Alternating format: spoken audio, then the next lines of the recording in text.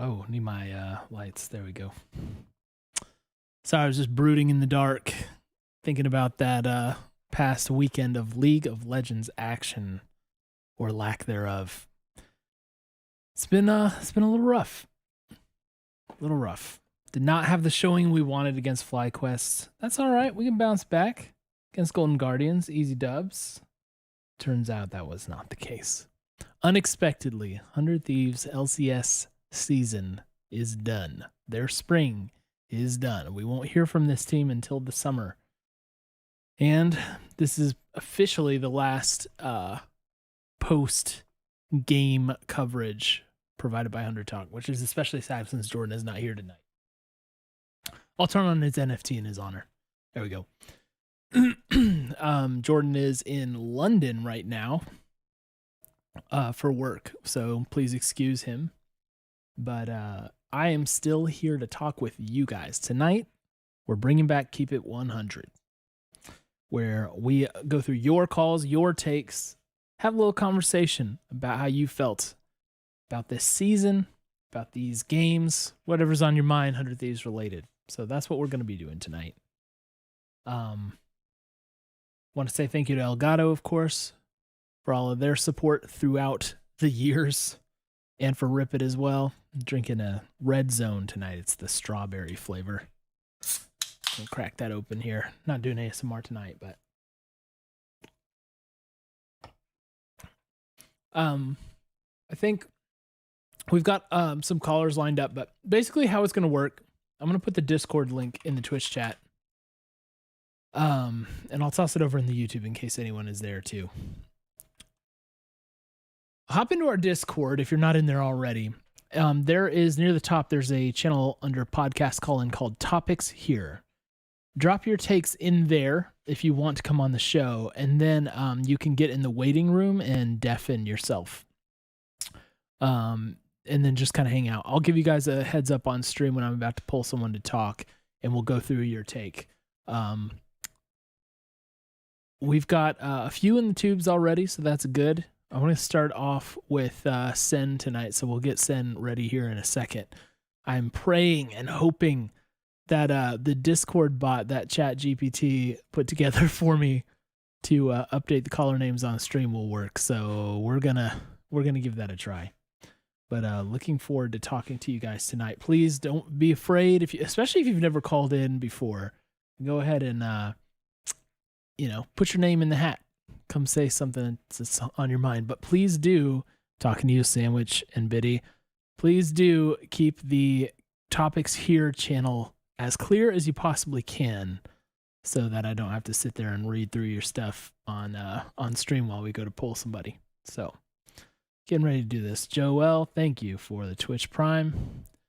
Let's do this. I'm gonna pull Sen in here and switch on over, and hopefully, there you go. Sen, welcome. How are you, man? I am great. Are you great after this weekend? I mean, today was a good day for me personally, but not for 100 Thieves, obviously. Where do you want to? I have 3 small takes. Okay, I want to talk about. I definitely want to start with number 1 on there. So Let's go there. Let's see where it takes us for the other 2 topics. Okay, so for my first one, so for the podcast, I am saying my first take is our champion pool is a disaster. And what I mean by that is if there was a recurring theme for our games, we had one person who was the most impactful, I would say, when it came to picking a champion. Like on our side, you mean? On our side, yes. And in my case, for my take, that would be closer. It always seemed like if you had him on a carry, we win the games. But if you have him on a support jungler or someone who sets up the team, we falter. And that might have a lot of various reasons to why. But I think that his champion pool somewhat hurt us in the end because obviously in the playoffs, what were the two most banned champions against us? Viego and Lee Sin. And then And usually what Rakan. happens is and Rakan, but that's I'll get to that later. Yeah, okay. But what that happened was the only junglers he could play is either Vi or Wukong, and usually when I think was red side. If we're red side, then the other team will pick Wukong. Yeah. So we're left with playing Vi, and we did not see Sedge, we did not see Jarvan at all, right? So that's my one thing about the champion pool. However, I do see where people can give a counter argument, and I kind of agree, is that we have two vets on our team. We have Bjergsen and we have Double Lift. Bjergsen was considered, at least back in the day, as one of the greatest mids in LCS. So his champion pool should be pretty wide, where at least he can carry some games where Close is banned out Mhm. or Double Lift is banned out, Mhm. right?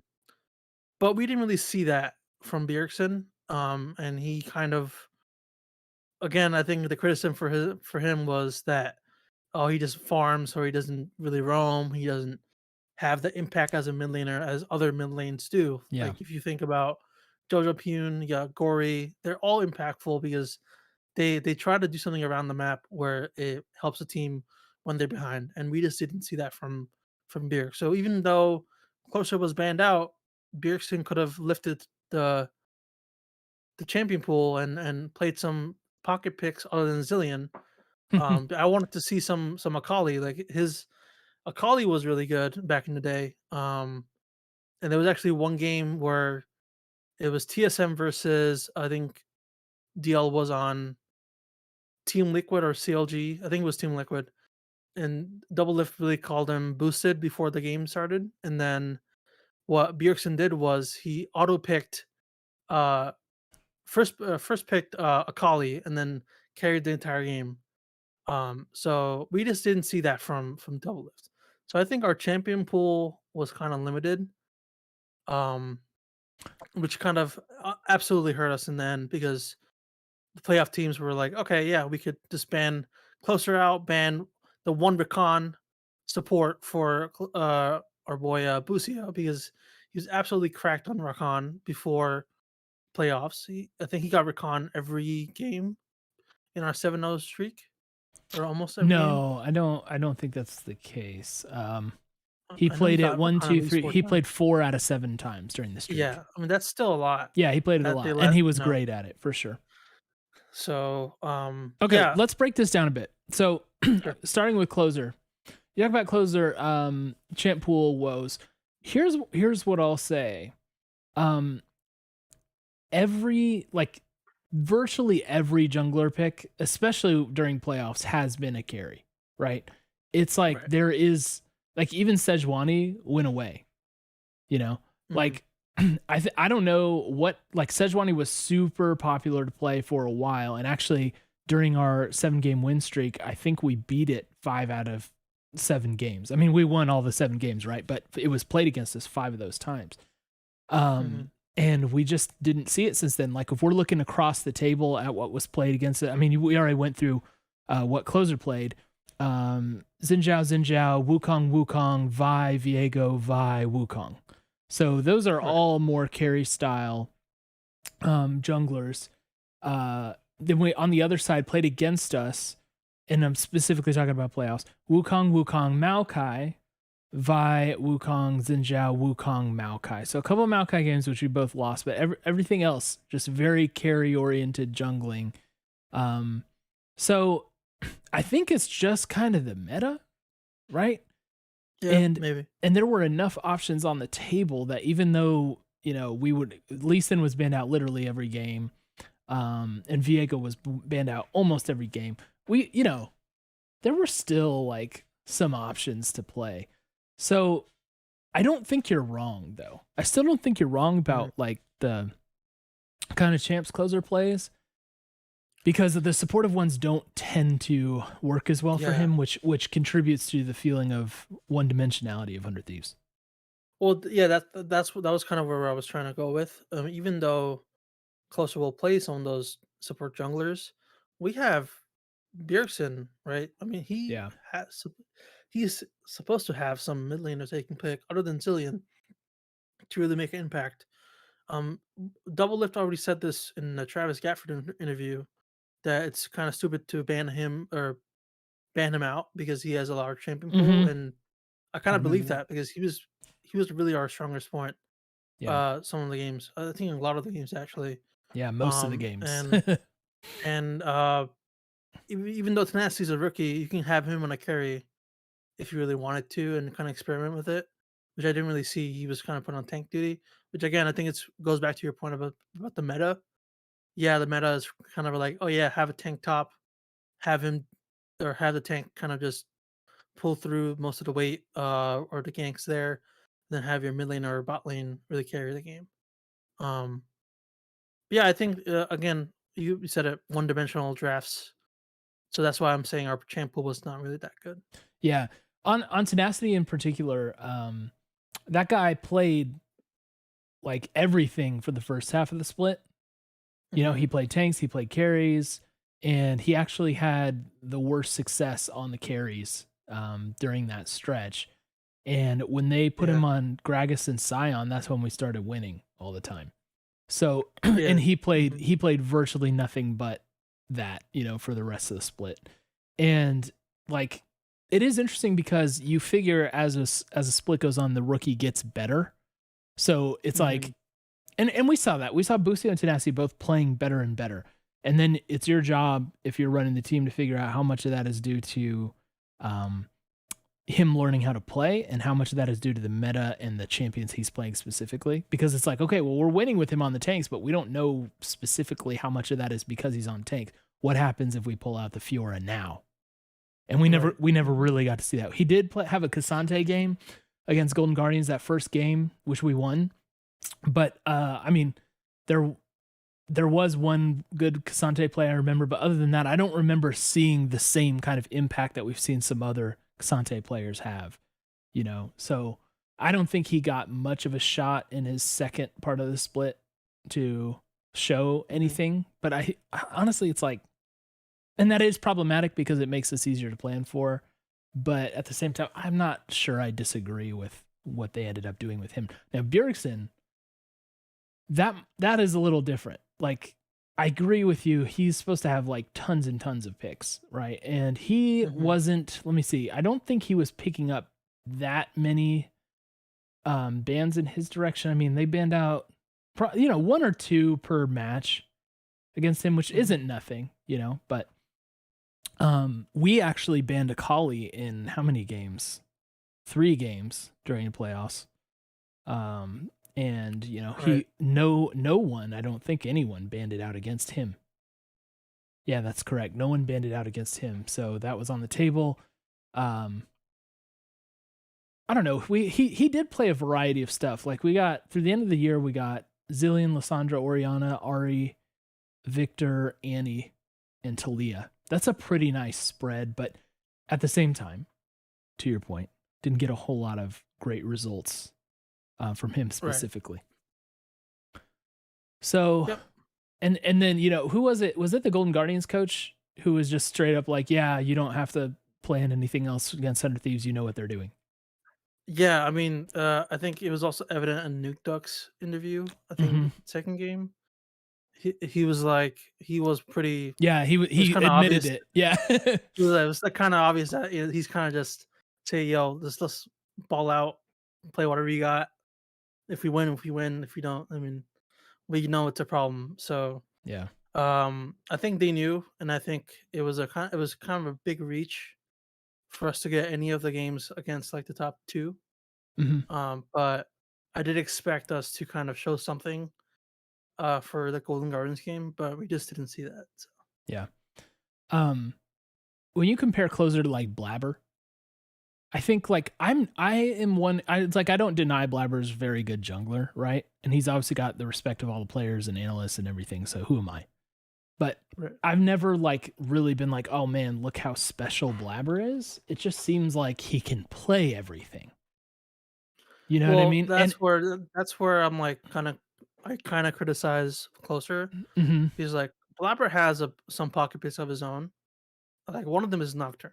Like Nocturne is a really oppressive jungler if you can get ahead. Yeah. I just don't see that creativity from Closer all the time. No. Yeah. I don't think we've seen much So of that at all. And it's so interesting that's because where one of the champions Blabber's been super effective on is Elise, and that has been a mhm, virtual permaban for us. I went through this on the last podcast. It was something like 15 out of 17 games we banned Elise. yeah, Um, I don't know. and this in these playoffs, it was our first ban every game. It was kind of like last year where we banned out Sedge all the time because we just didn't know how to play Sedge Yeah. or play against Sedge. So Yeah. So that's yeah, I think interesting. Like I imagine if think Closer could play that pick. exactly. Like I think Closer's a great jungler. He Hmm. definitely has the talent, but I think a lot of one-dimensional characters come into our drafts because of what he can play and what a team can play around him. So Yeah. uh, that's why I'm saying the champion pool is not really good. Yeah. It's But kind of tragic. It is kind of tragic. yeah, Okay, let's do a very quick version of the 7-0 fluke and we'll leave it at that. And then Jarrett, you're going to be up next. So if you're listening, I see you in the waiting room, but get prepared, sir. yeah, I think the seven of the 7-0 the 7-0 win streak we had. Um, I think that 4 games of Rakan just should not be happening. I think because like if you're a good team or if you're thinking correctly, if you see that 100 Thieves on the surge, you see Busi on Rakan, and he's like the most effective, you know, person in those games because like Busio had a or game winning or game impact full play almost every single one of those games, right? Yeah, As Rakan. both against So if you EG for sure. Those two yeah, games. Yeah. if you see him popping off on Rakan, just ban it. Like what are they doing? And then I think Closer had Wukong or Viego. I think either almost every one of those games as well, if I'm not mistaken. Yeah, he played Lee Sin in Um, the first win during the streak, but then he just alternated Viego and Wukong. yeah, so like that's where people caught on in playoffs, obviously. Yeah. But I think that's why I think 7-0 was kind of a fluke because we just weren't getting the bans correctly, and then DL kind of said, "Why are you banning me out? Ban everyone else out," and that's exactly what everyone did. And look what they got them. So maybe Dolph should just stop yapping. Maybe that's the take. Stop giving away the secret Yeah, sauce. stop getting strats away. Yeah. I do I think it was a good timing thing that happened to us, but it also seemed like I mean, especially I still point to this jungler thing, like people playing supportive junglers just started to lose during that time. You know, Right. and we were, we were playing Wukong especially, man, has been devastating. I think I kind of personally rate that as the highest impact jungler right now. Well, by far. And him and then and Viego is elevated by the way Closer plays it, so it's a good pick in and of itself. And then when Closer plays it, it's the in the hands of the master, right? So, all right, well, Sen, Yep. thank you for calling in, man. Appreciate No you. problem. I hope you have a wonderful night and enjoy the rest of the conversation. We're gonna build off of some of what you said with some of the topics going forward. Okay. Sounds good. Have a good one. All right, you too, bud. All right. So in that case, we're gonna invite on our next caller, which will be Jarrett. And then I think we'll go to either Shinnok or BC. Trying to keep track of time zones here and be gentle to people. So be ready, guys. But right now we have Jarrett. Jarrett, how's it going, man? Good. How about you? Other than the loss this weekend, I'm doing okay. Yeah. In fact, look at that. You guys see this? The Chat GPT bot is working. Look at it updating my stream overlay. Like this is crazy. This is crazy. Perfect. Let's go. All right, Jarrett. You had quite a lengthy take, and I know that you've been getting some data to back it up. So I'm gonna yield the floor to you and let you do your thing for a couple minutes. Then we'll talk about it. So just kind of looking kind of as like a roster wide thing is that we only used one import slot. And when you really look at the top teams who are still in the tournament, being FlyQuest, Evil Geniuses, Cloud9, and Golden Guardians, all of them have both used their import slots, Mhm. both of them.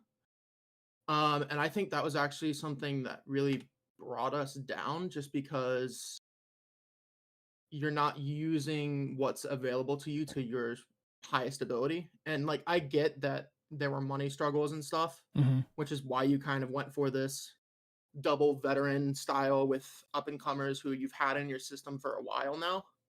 But I also think that like you also could have gone to possibly like the LCK challengers scene, which is one of the things that I was really looking into, Mm-hmm. because we've already seen a player who has success straight from that pipeline in Berserker, and he is probably one of the best ADCs, if not the best. And just kind of looking through all of that, you can see that there are really like 5 teams that popped out, and obviously it's going to be the top 5 in the challengers scene. Mm-hmm. But you see these players who are having 65% kill participation, 70% kill participation with over 4 KDAs, and those type of players with. So like I'm looking right now, I'm kind of looking at Gen G's team, who I believe is first right now. And let's just kind of say like, okay, maybe Bjergsen, we could have brought in somebody else instead of him. And just kind of looking there, you see Quid is their mid laner, and he has a 4 KDA, 65.2 kill to participation, 28.7 damage percent per game. But he also has almost 10 plus different champions that he's played. So then you don't really have to kind of going off of that, what Sun was talking about. You really don't have to worry about flexibility there. Now, I know he was saying that Bjerg wasn't really an issue in terms of flexibility and all that type of stuff. Mm-hmm. Or he would go to some trusted picks and such. But it's just kind of looking at where, like, I feel like during the off season, we might have not looked at all of our options and kind of said, okay, we only wanted to get players who are in the top divisions. Yeah. Where we're not really going to the proven scouting grounds and such. And I was kind of mainly focusing on the LCK, right? Just because we have past experience working with Korean speakers. Yeah. Where we would then have the infrastructure to accommodate them, know how to help them and that stuff, because we've had players like Bang someday and Ryu and players like that. So we know how to accommodate for players like that. Mm-hmm. But you kind of just scroll through and go through different pages, and you see all these players with these great stats and plenty of flexibility. And it's not like, oh, they're playing very well, but they're pigeonholed into 5 champs or something like that, where you are able to work with that player to find a perfected play style. And that kind of goes into like the next thing that I was kind of going with, is the fact that since we had those 2 veterans, with one of them kind of taking up that import slot in a sense, they really kind of stuck to what's worked with them. And I've seen many things of how like it was almost like a player ran draft and all that type of stuff. Mm-hmm. Nuke Duck said as much. Where where they kind of just fell back on old reliable in a sense. Yeah. Where nowadays you can't really do that. You have to be flexible to everything that's going to come your way, and it's not just I'm better than that. Mm-hmm. That's fair. Can we back up a bit? So the first part of your take about what other talents could we have unearthed, especially in the import market? So you take a look at a team like FlyQuest, right? The composition of them, if you go through that, or you've got like maybe we'll call him in that ultimate veteran tier, Impact. Up there, you've got Spica, which is one of the most celebrated junglers at the moment. I don't like, you wouldn't call Spica a veteran in the same sense that you call Impact veteran, but at the same time, Spica's experienced and successful, firmly with his feet on the ground. Then you have Vikla and Prince, who are your 2 import slots. Yep. And then you started off with Winsome and then eventually got Isla in there. Isla, despite being relatively new on the starting LCS stage, is not an unknown quantity, right? Yeah. So this is a team that had a hugely successful season so far, and their makeup with their imports and what they're trying to achieve is just different than us, you know? Yep. We, on the other hand, have 2 rookies that were basically committed to developing. Yep. I know like Sniper's kind of in the pipeline or whatever, but the team wants to develop and pump up tenacity as much as possible. And Busio was extremely highly rated and somebody that the team feels like they can commit to long term. So you got those 2 rookies, and you think of what do those rookies need, and immediately you're like, okay, veteran presence. Let's have someone here who can teach them what it's like to be a pro and how they need to practice, how they need to live, get them through different game scenarios and everything. And the Yeah. double lift and Bjergsen thing kind of just like, it sounds like it kind of just fell into the laps of these other teams where suddenly we could get players like that at a discount.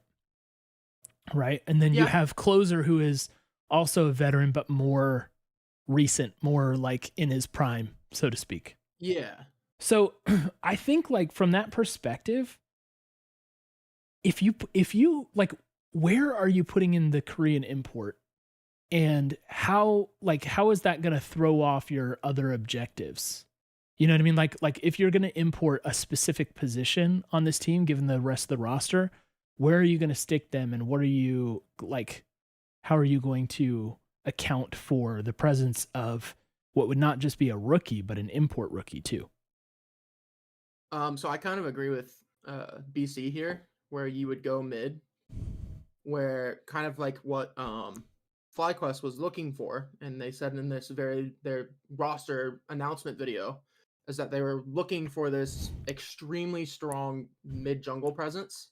We had one of those pieces Mm-hmm. where we would just need that secondary piece, and I think you had enough veteranship if you were to just get double lift, because as you were saying, you already have Closer, who is pretty veteran overall. Obviously not Bjergsen or double lift status, Yeah. but he knows around the league and all that stuff. Right. Where And he's a leader. yeah, that's I think that's another big thing with Closer, is that he is a very good leader, Mm-hmm. and that he does. At least I didn't do as many of the listen-ins and stuff, or watch those videos Yeah. or anything, but I'm pretty sure he is a pretty decent shot caller. Yeah, and communicator. Yes, Where definitely vocal.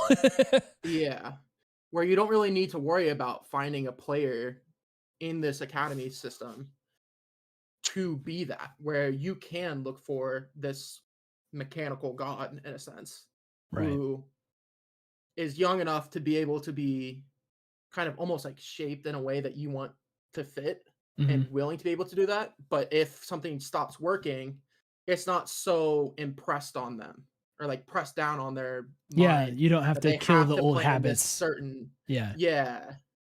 Where I think going for veterans was a great idea. I just think the amount was where the issue came up.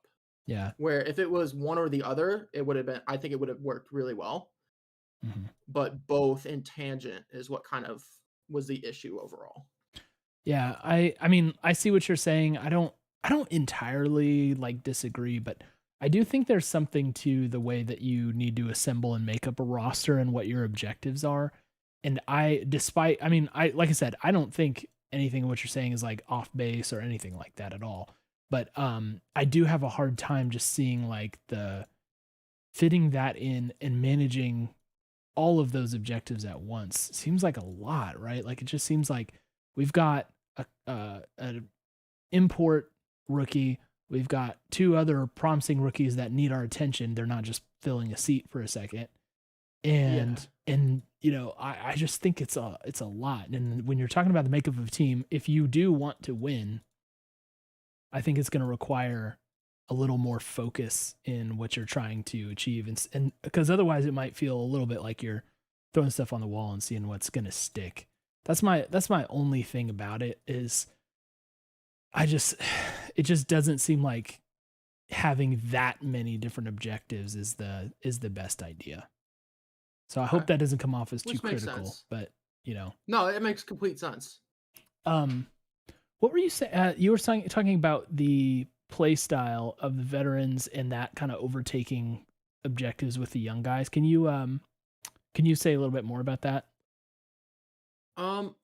I was more so thinking of it's kind of pigeonholing these younger players who they're not really exploring different play styles Mm-hmm. overall, where they might not be able to find the play style that truly fits them to their greatest ability.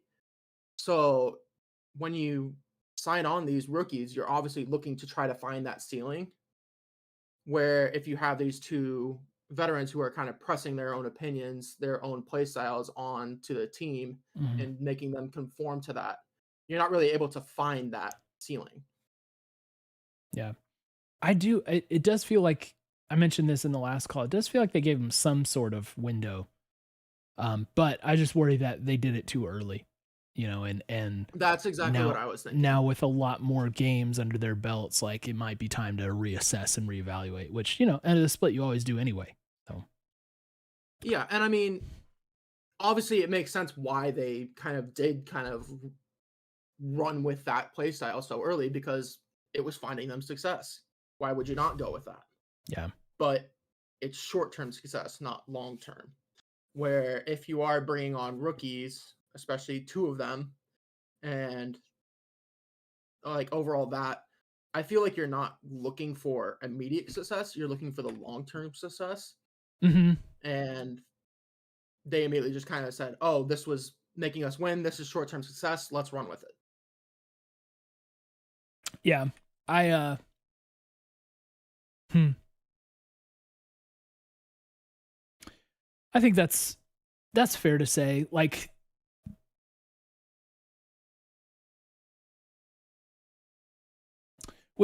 there's something to be said about when you have an established veteran and they are imprinting their their style onto the young guys. It's like some of that may be desirable, right? Like, you of course don't want to force it too much and make them do one thing and not give them the options. And you pointed that out.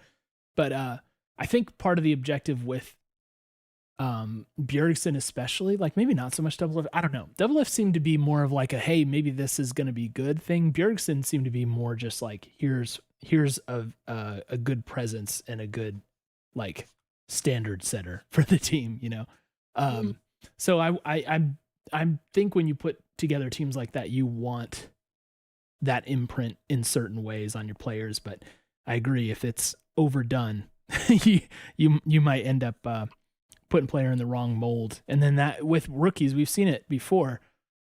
If they don't have fairly immediate success, they kind of are screwed. They don't, like, even if they're objectively good players or improving players, if community sentiment is negative around them because of early performances, it's a really deep hole to try and dig out of. Ryoma. True. Love you, Tommy. Miss you, Tommy. All right. Jarrett, thank you very much. Yeah, do you have anything else to add before you run? No, not really. Thanks. All right, man. Thank you for calling. It's always good speaking with you. Yeah, same here. All right. You take care. You too. Bye.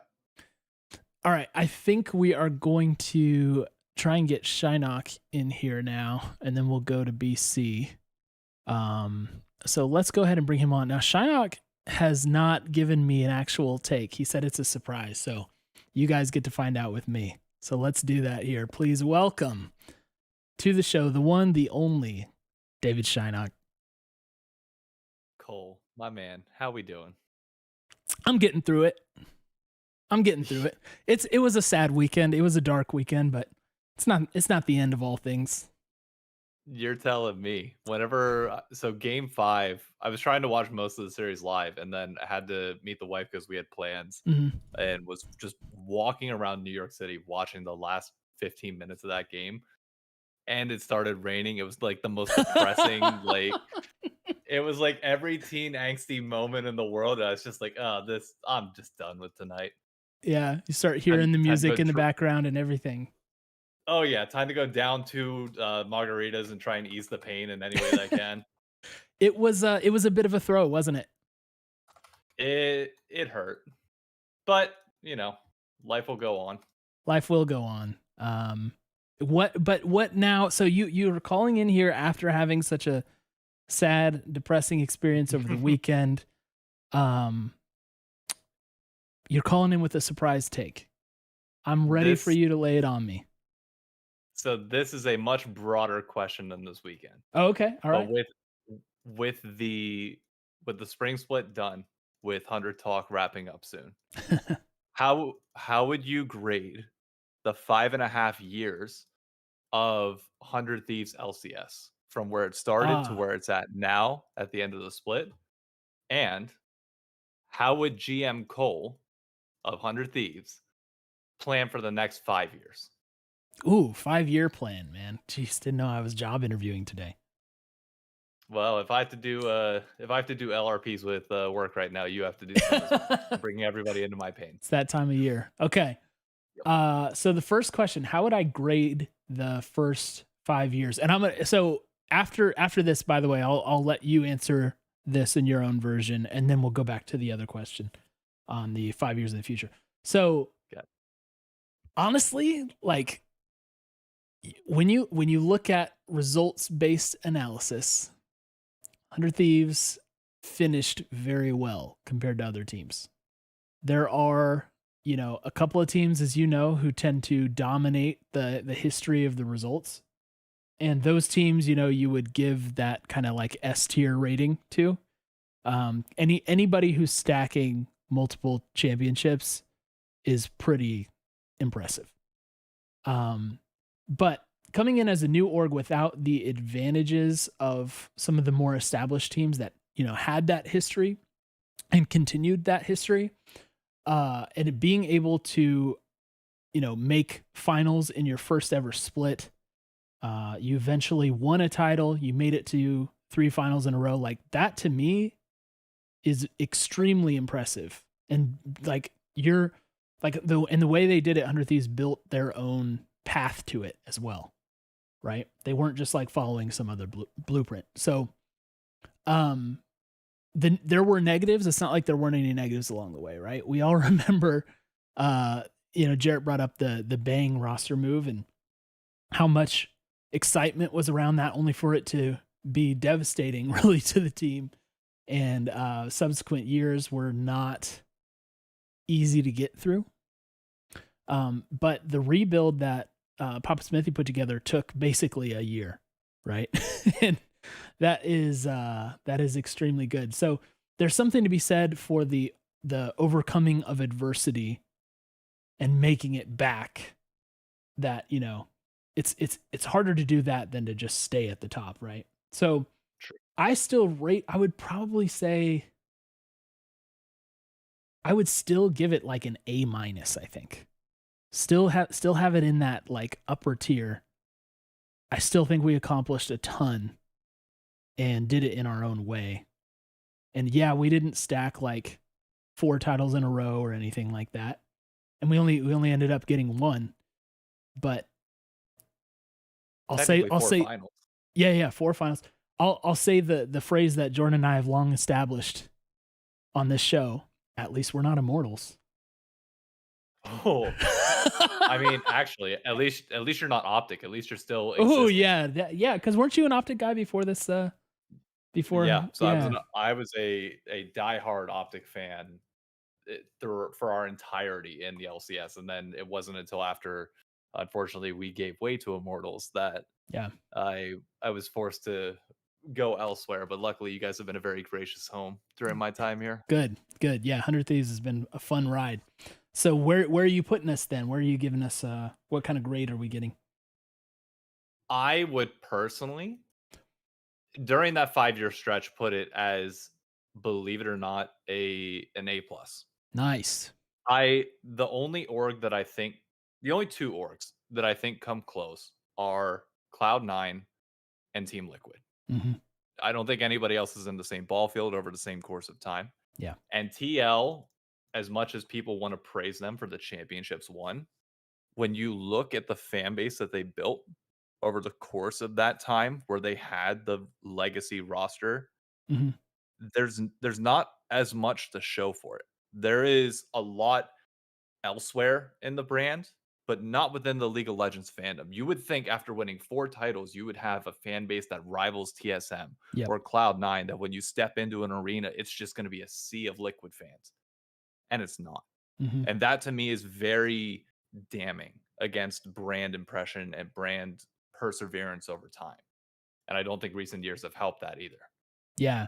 Yeah, the timing of it's interesting, right? Because if they would have done it, a few years sooner, who knows? Maybe they would have been able to own the space as much as those other guys. Like, there's something to be said for the kind of first mover advantage, and they like, you're right. Like, they're, despite being very good and having some of the most treasured players, they didn't convert that into a lot of raw, like, I'm a Team Liquid fan forever kind of people. They kind of just continue to go where the players go, and that's always been a challenge for orgs. Yeah, the only org that has been immune to that, for the most part, is Cloud9, and the reason why I would put them up in number easily up there with 100 Thieves. They're the only brand that, despite the ebbs and flows of their teams, granted they've remained mostly towards the top over the last 5 years, has just, when you walk into an arena, it's going to be full of Cloud9 fans. Their jerseys are going to sell out first before anybody else, barring 100 Thieves if they have very limited supply. And you just have that camaraderie that you quite frankly don't see in the US and esports all that often. Yeah. I totally agree with that. I did also see, excuse me, a comment from BC in our chat who mentioned seeing a lot of 100T apparel at live events. And I do think that that's a pretty good indication. You know what I mean? Because there's, on the one hand, it's like when you wear the 100T apparel, especially like the stuff that's a little bit older, it's kind of like, status within gaming, as much as that's really possible. And so that's cool in and of itself. But when you go to a live event and you're wearing the team stuff, that's different, right? Because this is not just, I like these clothes or whatever, or I like gaming. This is like, I'm rooting for these people. And I can tell you the number of apparel bits worn by people just in New York City at our watch parties here has grown. Yeah. Part of that because of Double Lift, but even over the last 2 years, it went from none to just me to 3 or 4 to now about 10 to 12. Right. Yeah. Yeah. So I love that. And I appreciate that you share like a similar sentiment to me. I mean, obviously you rank them a bit higher than I did over the body of work, but I think a lot of people are eager to take a dump on on a team when they're down, and they overlook just how difficult the task has been to go from hoodie org to champions, and just have sustained success outside of that. And I think in general people underrate the job that's been done, and I'm glad that you don't. Okay, so let's talk about the other question, which was what was it, a 5-year plan you said? Yeah. What would you do starting now and building out to make sure, or to put us on that Cloud9 status? What do we have to do to reach that point? Cloud9 status is tough, man. It's tough, especially in a world where realistically, the LCS continues to kind of slip in viewership. Yeah. We're not gaining. You're asking to grow in an environment that's shrinking, which is incredibly difficult. Yeah. So how would you do it? Yeah, because it's there's not that like injection of new fan. The pie is not getting bigger for everyone, right? Like if you've got fresh audience, you can kind of fight over ownership of those fans. But when it's shrinking, everybody's desperately clinging on to what's there. And it's not like you got unaffiliated people running around as just LCS fans right now. So yes, tough task. Like especially getting up. If you set the bar at like getting up to the C9 tier, that is, oh man, I don't even know what to say to that. Here are a few thoughts. Number one is I think we've proven that certain players seem to have like a massive following and a massive audience that just goes with them, right? We saw what happened with Double Lift. We saw what happened with Bjergsen when they joined the team. Their fans show up.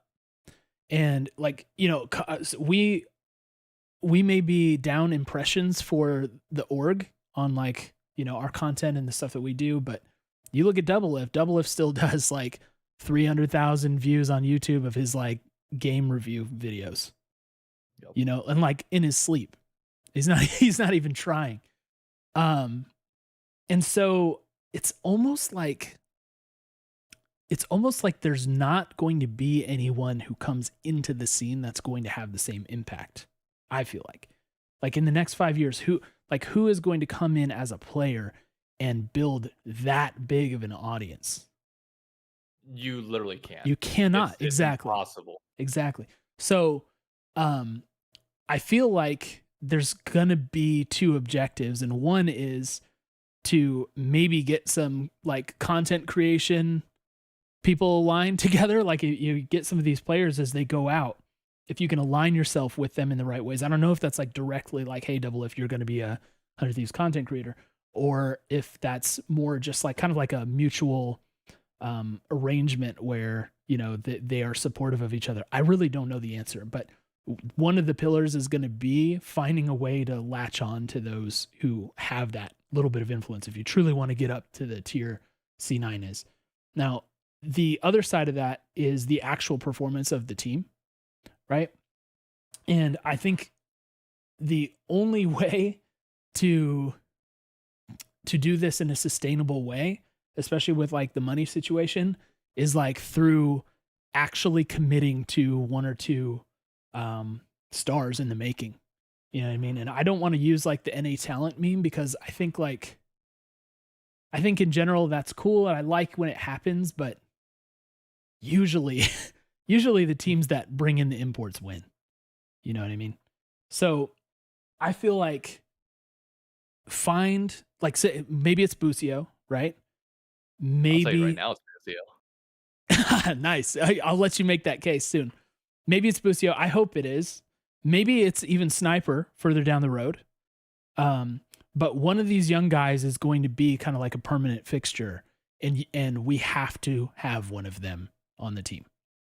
As like kind of like that foundational piece that represents the team, face of the team kind of deal.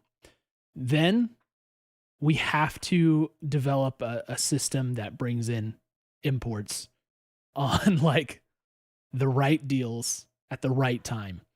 I don't think what FlyQuest did this year is like going to be easy to replicate by anyone. Like it's a mixture of luck and good scouting, but some kind of system needs to work multiple times for us along the import front to do that.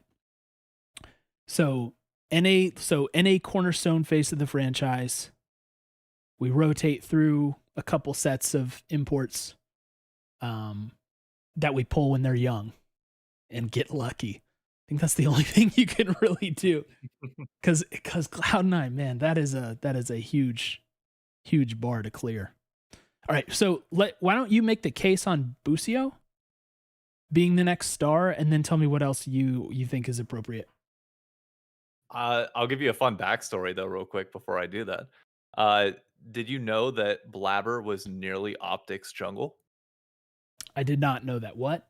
in 2017, back when there was scouting grounds and a draft, our coach at the time, Zaboutine, fresh out of France and the LEC, or LFL, I believe at the time, was coaching the scouting grounds team, and we had Blabber on our team, and I think we also had like Prismal and a few others that were pretty now common names. And we had him, we're going to draft him, but apparently Cloud9 had already agreed to a pre-existing deal before that to get him prior to him going into scouting grounds. So he was not, even though he played, he was always going to go to Cloud9. So there was a world where Optic could have that, cornerstone piece. Jeez, man. That's an interesting alternate universe that we almost experienced. Burnt Cooter, I see you in chat saying, thank God he dodged that bullet. Don't you dare slander Green Wall. All right. So Busio, bring us to Busio. I honestly believe Busio is the American equivalent of Hillsong and is going to lead us to the promised ground somewhere. Like his play style is just eerily similar. The way that he thinks about the game, the way that he speaks is just eerily similar in every regard. That I think if you get him a coach that allows him to play the style that he is going to be good at, that thinks about the game in a very cerebral way, but plays in a very loose fashion, and put him on a team, whether that's with Double Lift or others in the future, that will embrace that, you're in for very good times. Yeah. But even good. No, you finish your thought. I'll remember mine. I was just gonna say, piggybacking off the first part of it that you said, separate from Busio, separate from the players and winning or anything else like that. I don't think you have to win to grow your brand.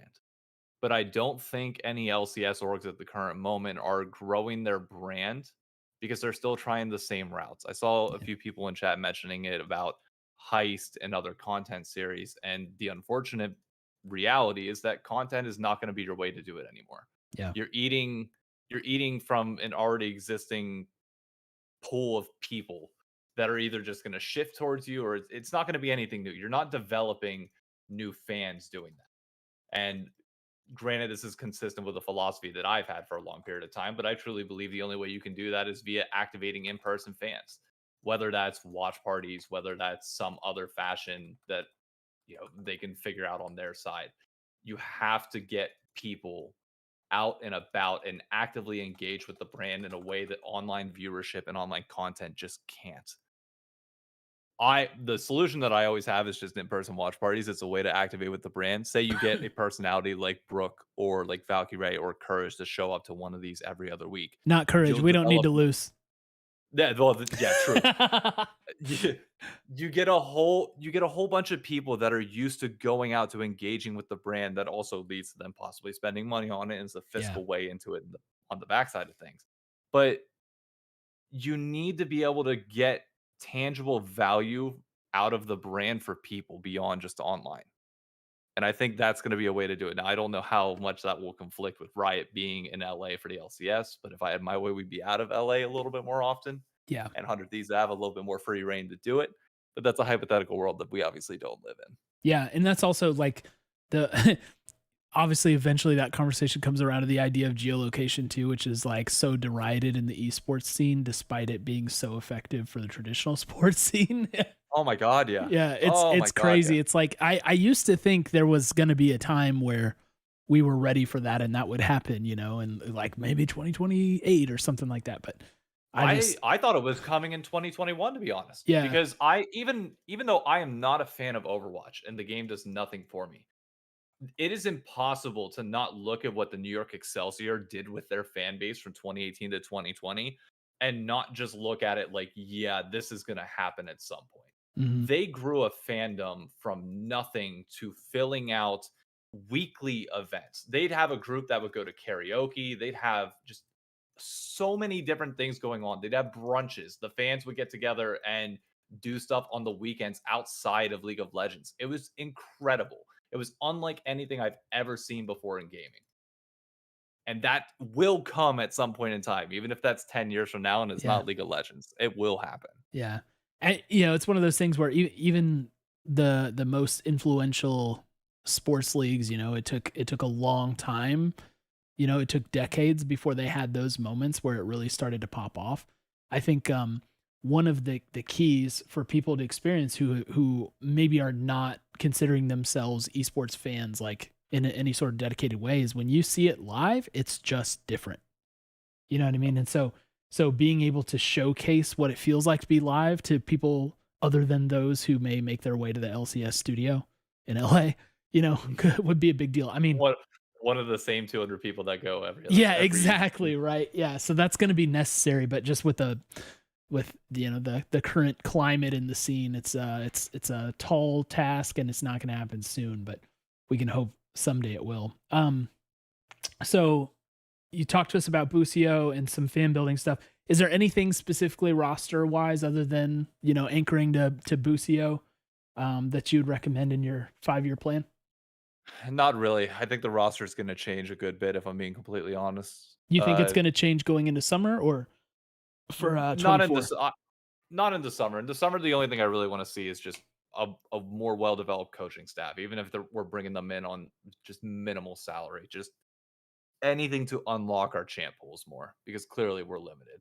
Yeah. And if our players can't unlock our champ pool further because we truly are just lacking the basic micro mechanics or the basic mechanics of lane and are just getting smashed in every way, then yeah, we do have to look at moving on from some people. Yeah. But I'm not on the inside.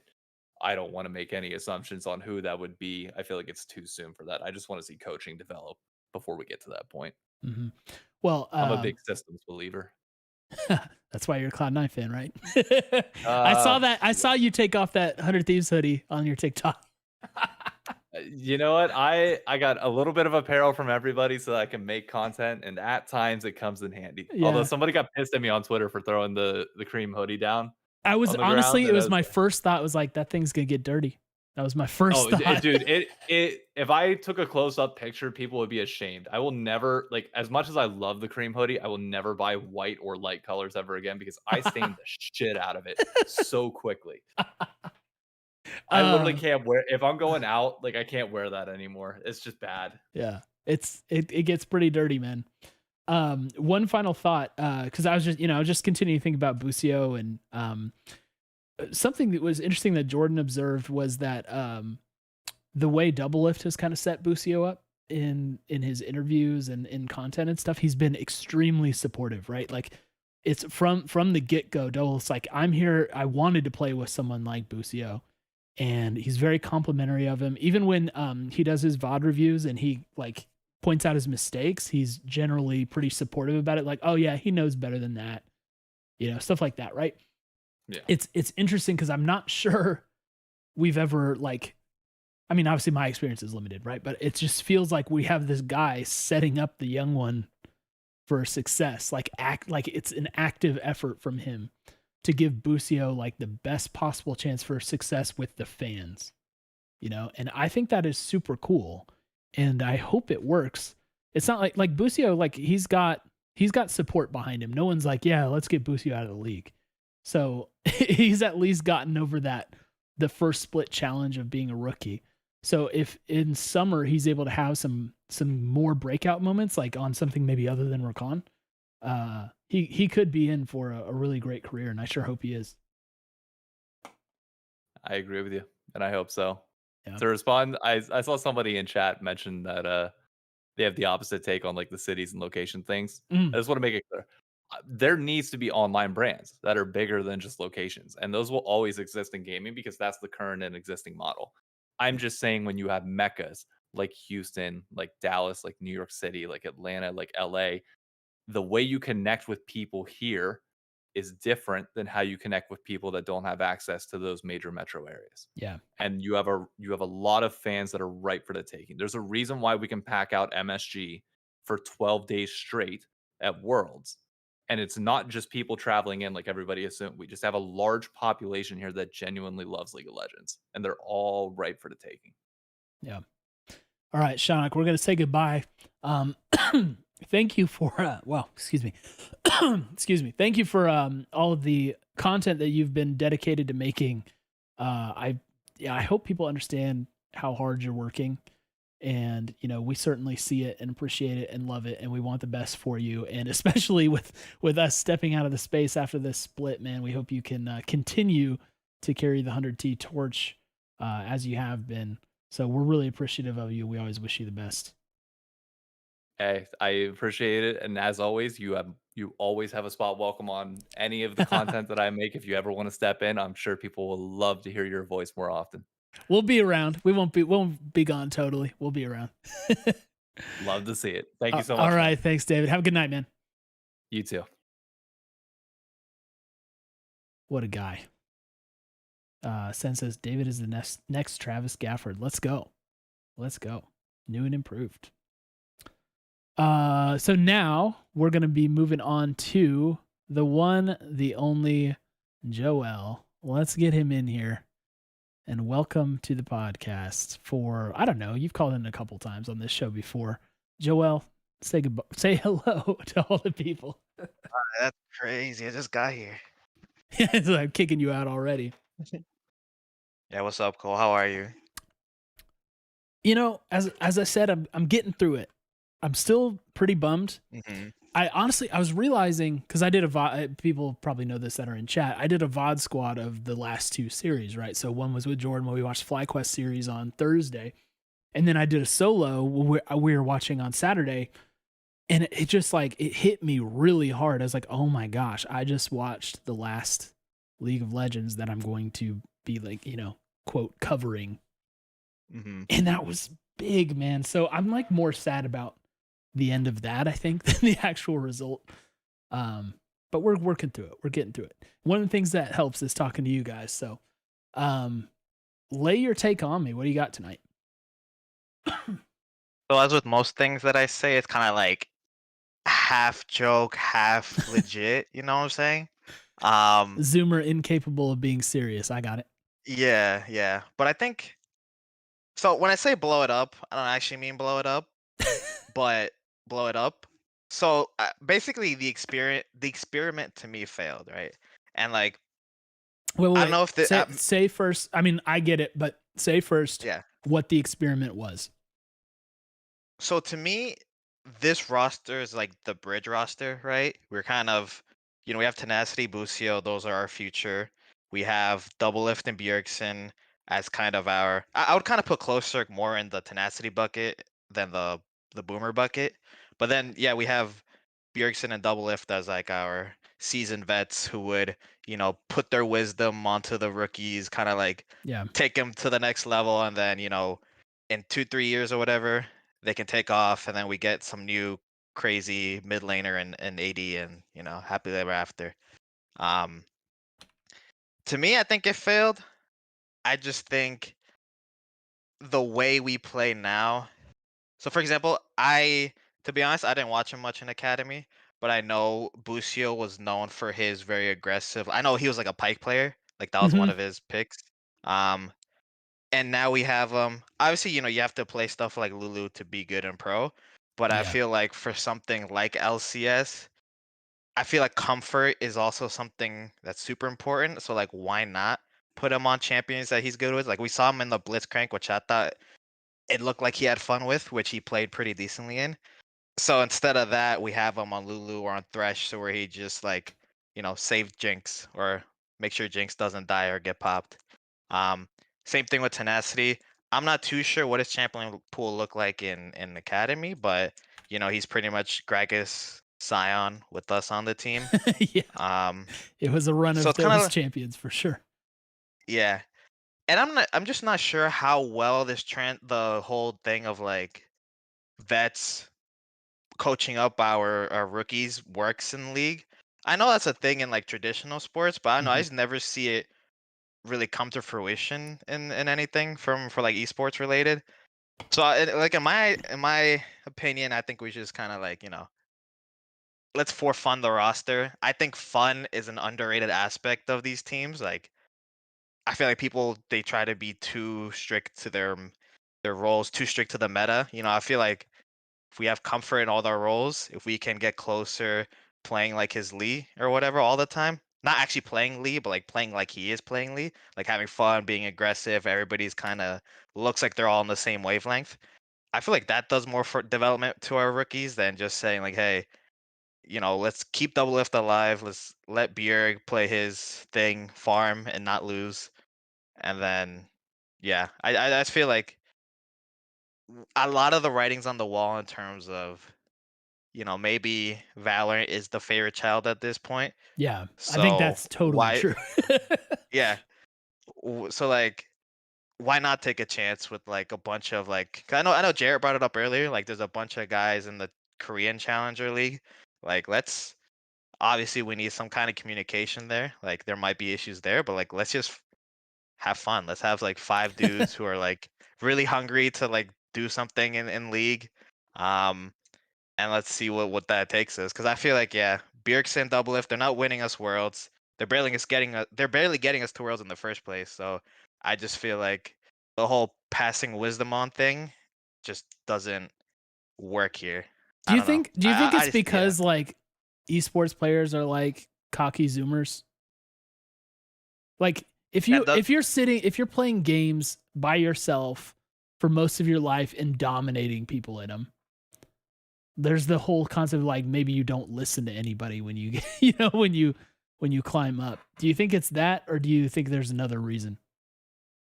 I think it's partially that. I think video game. So saying in team sports, you're playing as a team your entire time.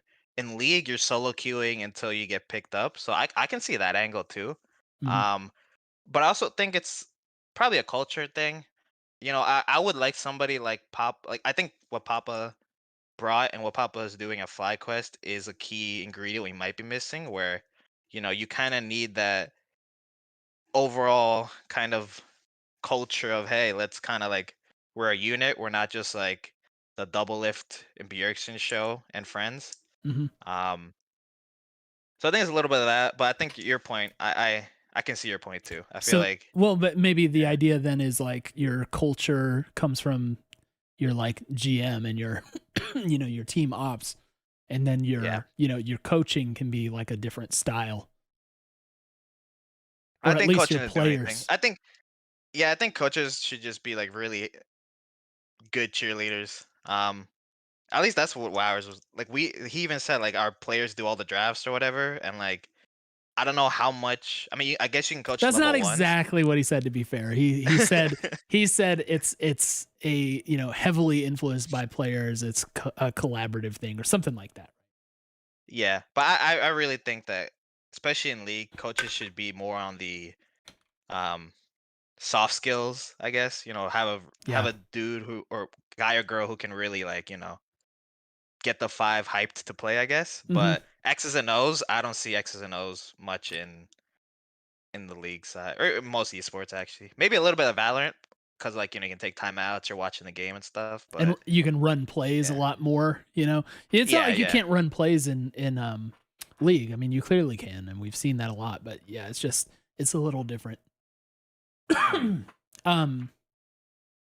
So okay, so be that as it may, when you like for fun the roster, do you think of doing that as in like I'm experimenting with whatever random players that we think might be fun, or do you think like it's literally let's like choose players that like have more of a loose approach and have a more fun culture about them? Because I would make the argument that that's kind of what CLG has been for the past couple of years, right? Is like they're good players and stuff, but a lot of the brand of CLG right now is like it's so fun to watch these guys play, right?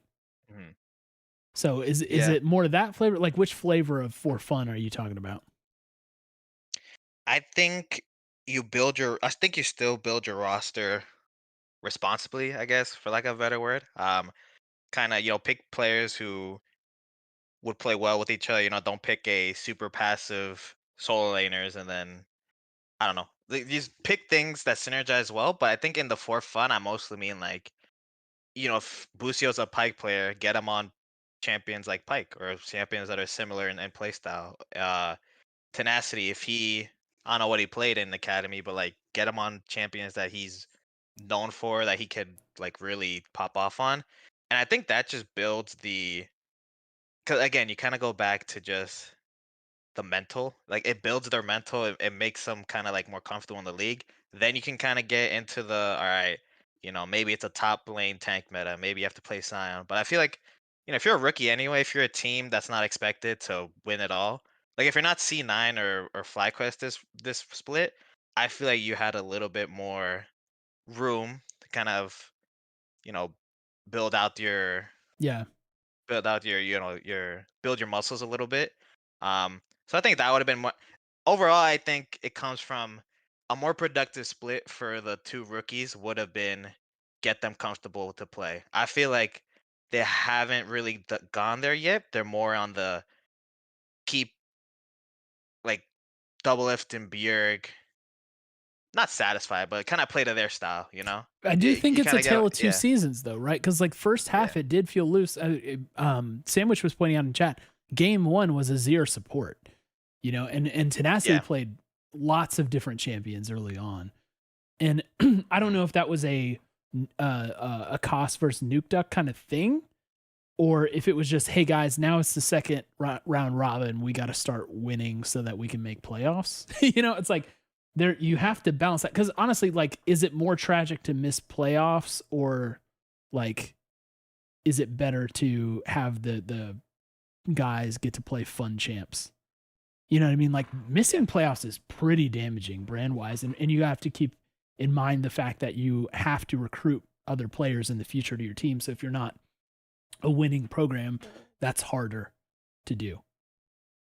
You know, and despite that not being like, I don't think, similar to that point you made earlier, I don't think that's as important in esports as it is for like traditional sports, at least right now.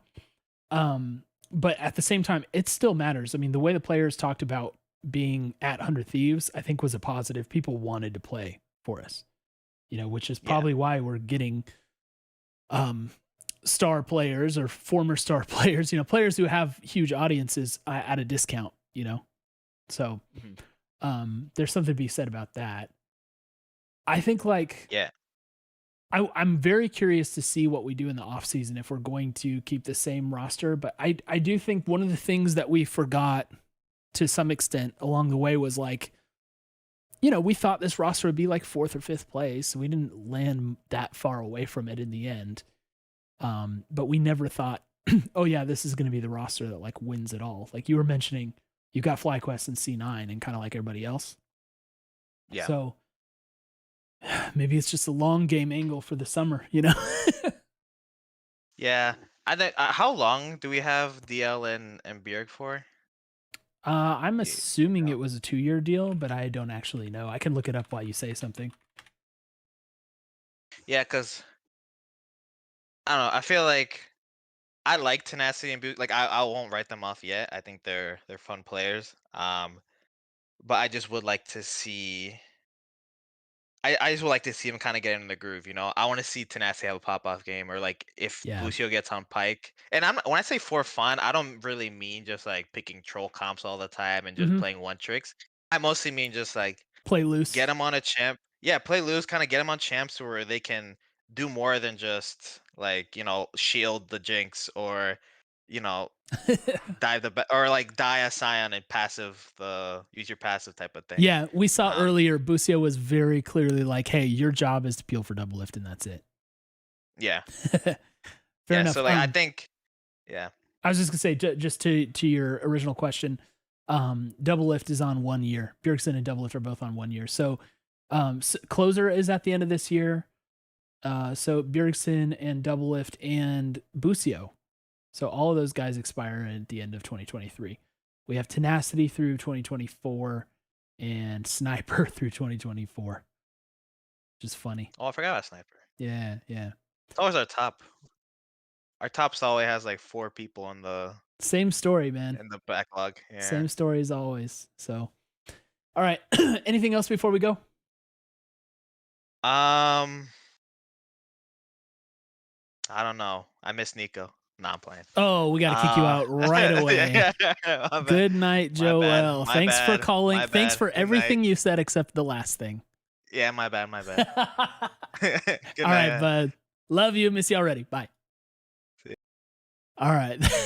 That means it is now time to bring in, I think, what's going to be our last caller, probably, unless Bonzi changes his mind. BC, the one, the only BC. Welcome to the podcast for maybe for the last time. He's deafened. He doesn't even know we're talking to him. Someone get that man. He said, let's do it. And now okay, cool. He's back now. BC, welcome. Hey. Welcome. I'm glad to be here. Pumped. I can tell by how ready you were. All right. So thank you for taking a break from whatever domestic activities were going on at your house. You've got a take. Lay it on us. Yeah. So I was going to bring up closer, and I still will, but y'all kind of touched on champ pool issues earlier. I think to add on to that is it's kind of scary for the roster that outside of double lift, closer is our only carry option. We tried beginning of the year with Tenacity on Fiora, didn't work out. Bjerg rather freeze the wave in mid than get off their ganks like his enemy mid laner. So he's the it's pretty anti-Nisky. scary. Yeah, and it's it's pretty troubling to watch. So that was like my take about Closer. I think looking at his history for 100 Thieves, he's always been clutch. He's always gotten us to the biggest moments. Yeah. Maybe he failed in a couple games, but consistency's a thing, and you can't be 100% all the time. Can't get your champs every game. We need another consistent carry. Otherwise, Summer is gonna look a lot of the same, in my opinion. Let's for the moment, let's just focus on this one question. What do you think about the champ pool thing that we were talking about with Closer, where he plays these like active carries and he doesn't seem to play much of the supportive jungle style? Like, what do you make of that? I mean, he does. When I looked at his champ pool, he has Sejuani games. He has Vi games. I think the only one that I really dislike Vi is is the like an Poppy. engaged playmaker, though. I don't know Yeah, if I but just she's- call that support. I know it's like Vi's not going to like kill everyone, but Yeah, that's a and she can playmaker. skirmish early, but towards the end of the game, she's pretty much ults the carry and try to kill him. So I kind of put her in a support-ish role, but she can skirmish early and fight early. Same with Wukong, except Wukong's a way better team fighter. And I think he's fine on those picks. Even Zen, even though it didn't work out, we saw him last year play it and he looked fine. So there are champions that he can play even if he doesn't get Lee or Viego, and he looks fine on them.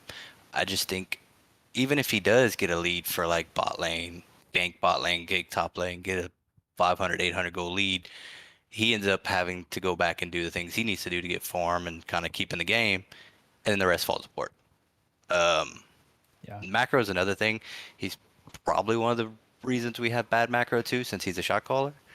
But between him and Bjerg making calls, you could tell they're behind and they're not fully in sync yet. I don't know if another split fixes that, but yeah, it's worrisome. So champ pool is not, and it's not something I like to focus on. And you always hear me say that I don't like to pick a draft too much. I think there's always a way to win if you're just a better team.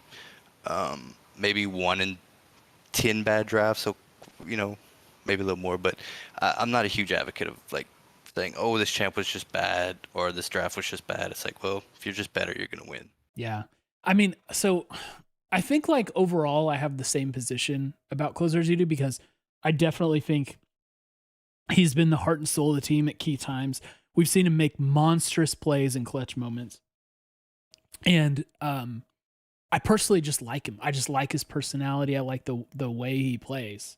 So I've got like a really high opinion of him in general, but I just can't shake the feeling of like there are some champions that like we just don't really get him to play, or it's like it seems like a style thing where he's like, yeah, okay, you're right. He did play some Sejuani games. He got a couple wins early on Sejuani, but I definitely don't think of him as a Sejuani player. We know that he refuses to play Elise for whatever reason, which is a pretty crazy pick. Yeah, it's a weird one. Can you picture him playing Kindred? No. Can you picture him playing? Let's see, who else will we be looking at? He's got a good J4. Which we only saw once this year, by the way. We only saw one Jarvan, and that was in a loss against CLG. So I would say like his second tier champions, he can play fine outside of Poppy. But once you get to tier 3, like you're maybe one tricks before you are pro or something. Yeah. He doesn't seem to have those. His picks are Lee, Viego, Jarvan, Olaf. Whenever Olaf's really strong, he plays that. But yeah, he didn't see it this year. He doesn't have a Poppy, right? He doesn't play like there's just a certain style that he doesn't really play, and that makes him like, not a Swiss Army knife jungler. And I think like the good import junglers, especially, like tend to be these Swiss Army knives that'll like play whatever. Like I don't. Yeah. I don't really think of him as a Graves player either. He has played. I looked at Oracle's Elixir earlier. I think he's played it. Not a lot though. Yeah. I feel like whenever he gets to like draft meetings or something, they're talking or they're scrimming. I feel like whenever he plays the support characters, there's probably an issue with other people getting ahead, and that's where it comes down to the end where they finally make a decision. They're like, okay, we're not getting ahead unless you play this champion. Yeah. So overall, like, I love the guy. I'm glad he's on the team, and honestly, I want to keep him. but I do concede that he does feel like a limited set of champions compared to, say, like the ideal jungler. Fair enough. Yep. I think he could take his picks to the next level, but yeah, like there's some picks you're like, oh, I wish he could play this. Yeah, it would be really nice. And they must have nerfed Diana to the ground, because I don't think we saw that at all this year, and that was another great champion for him. Doesn't seem viable for him right now. So and you kind of think that he is scapegoated, you said, for like I the think rest of the this year team for sometimes?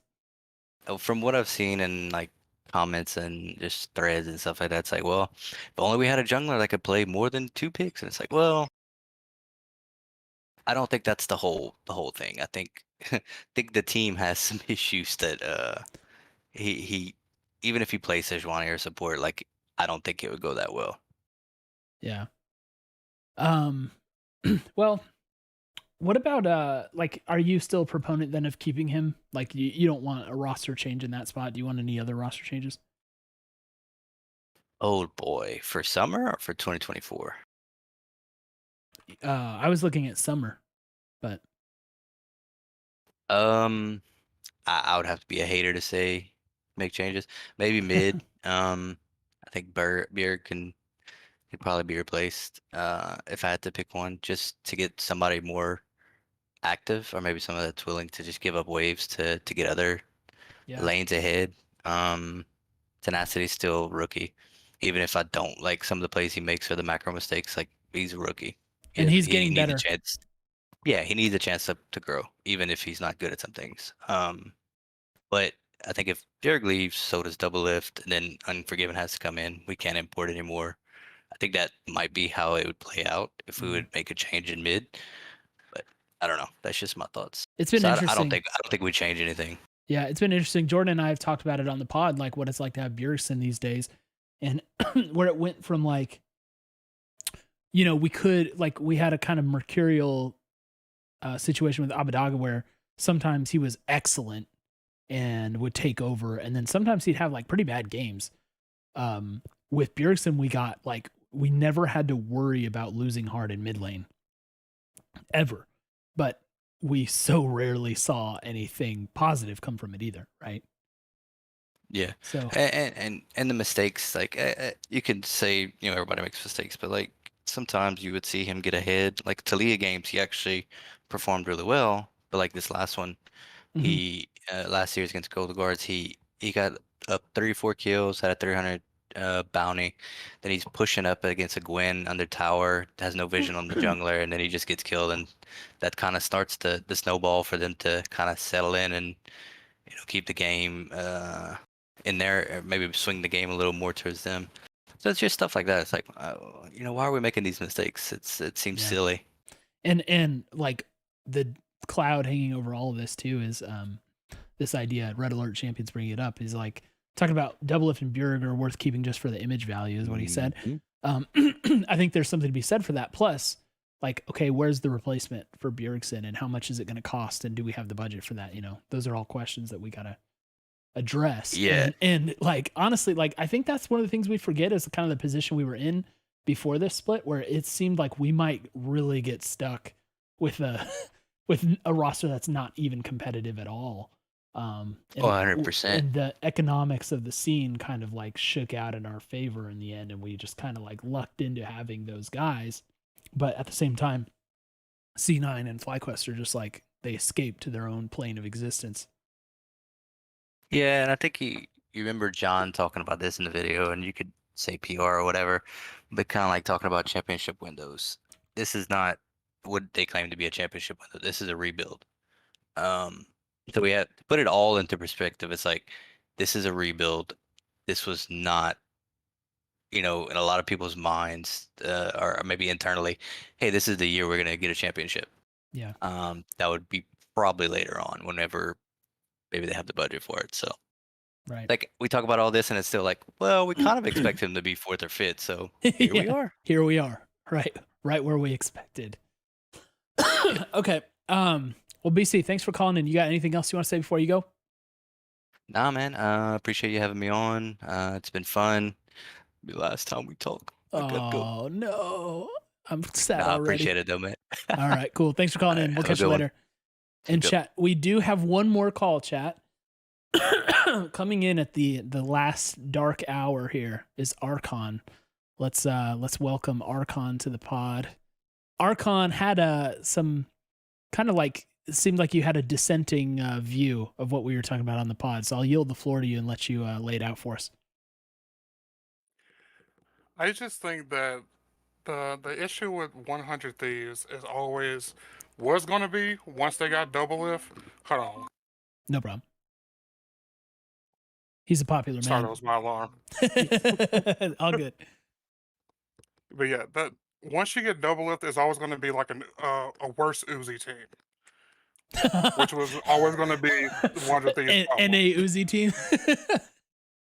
Pretty much. Yeah. And so in that sense, you know, a team totally built around that one player, right? Totally dependent on that capacity to carry. We saw that kind of like, you know, play out towards the end of the split. I mean, even in the beginning, it was clear. It's like, oh, Double Lift's actually like popping off. You know, first 4 games, he's excellent. And then teams started giving him attention.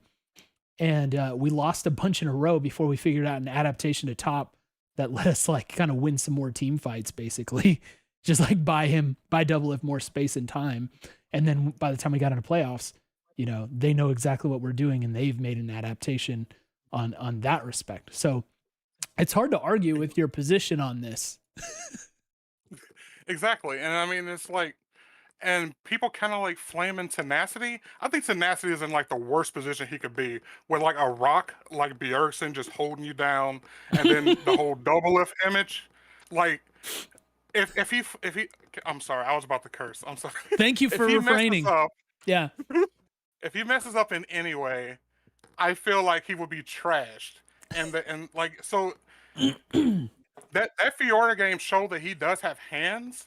It's just really hard to like have the confidence with the hands when you know you cannot mess up at all. Yeah, talking about that FlyQuest game, right? Fiora against FlyQuest, where he almost kind of single-handedly carried it, right, until it kind of fell apart.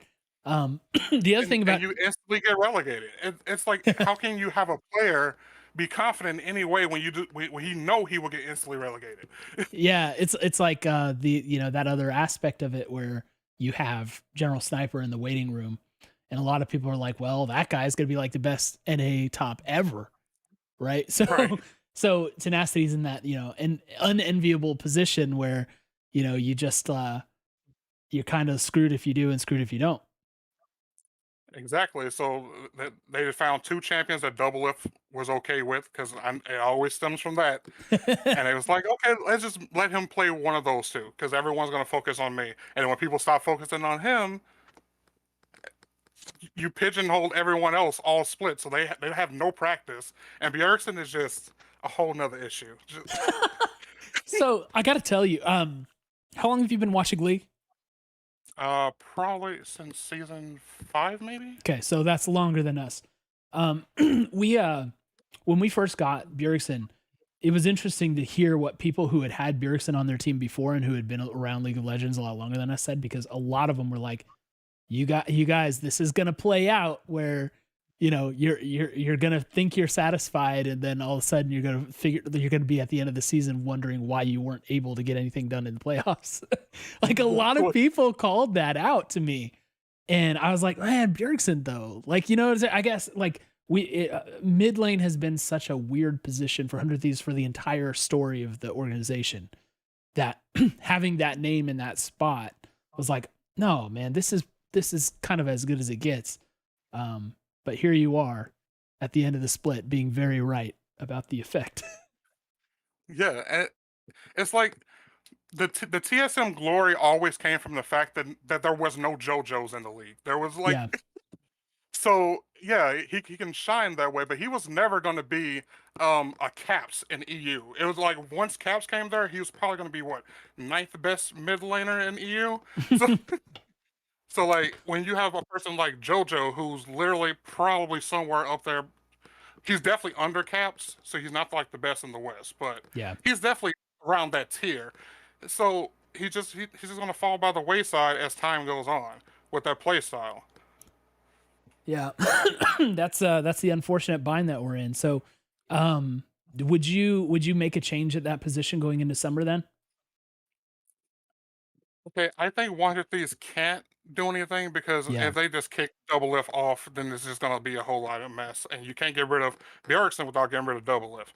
But if in a good world, I would say Wonder Thieves need to go the Flat Quest route, drop Double Lift, drop Bjergsen, probably keep Tenacity, keep Closer definitely, and definitely Busio. I think Busio was like low key very good, and I'm an EG fan, Mhm. and I think Busio could be somewhere around Vulcan level.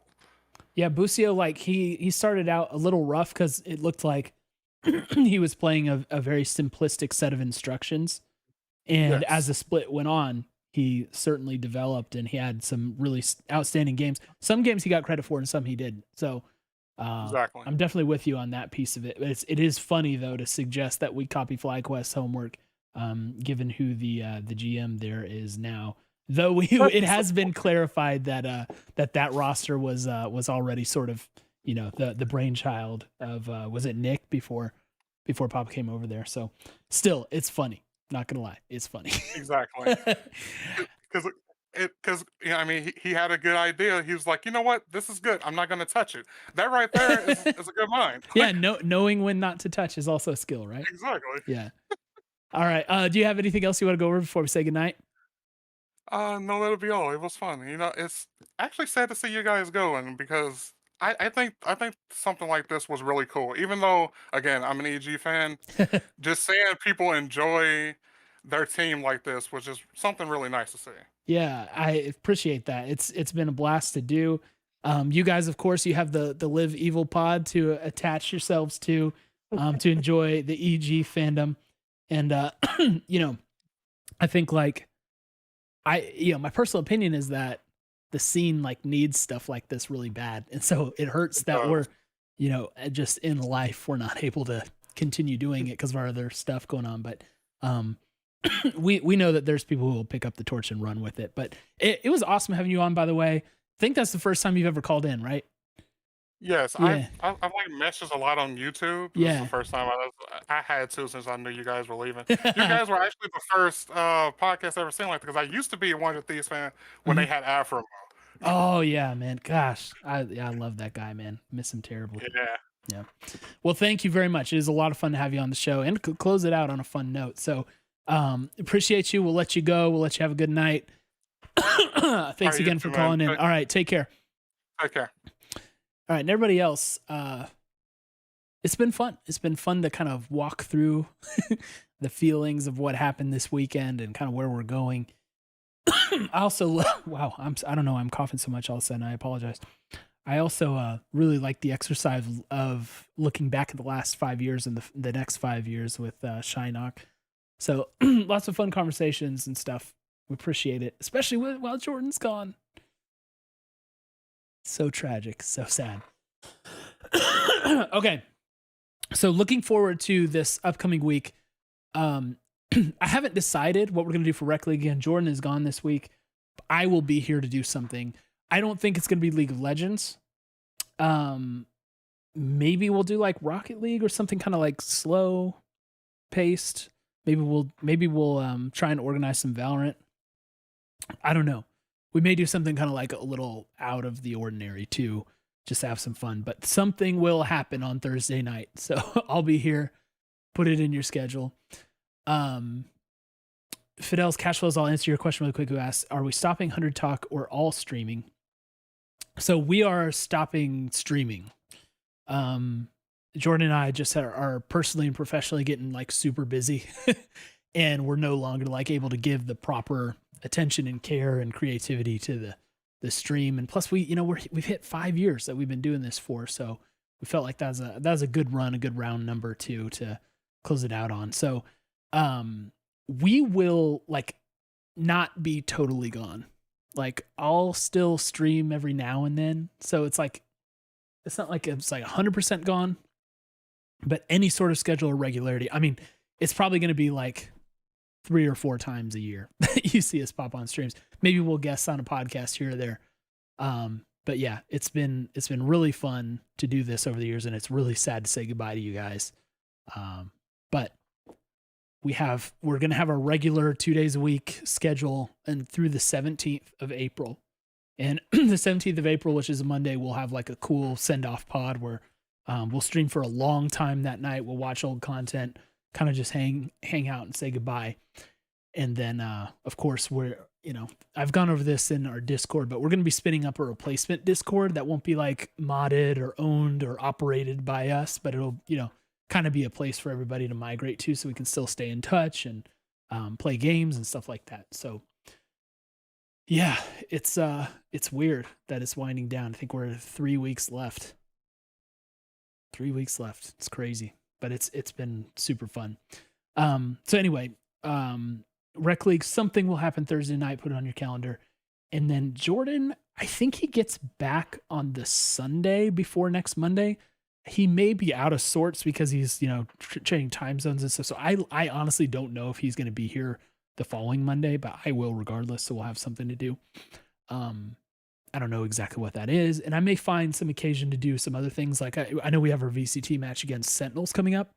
So maybe do a VOD squad of that. So, stuff like that. I'll find ways to stream. Want to do it as much as I can while we've still got time. So, all right. So everybody else who has been here, thank you guys for being in chat. Thank you to everyone who called in. We look forward to doing some more streams while we have the time. And until then, we will say, as we always do, we love you and we miss you already. Take care.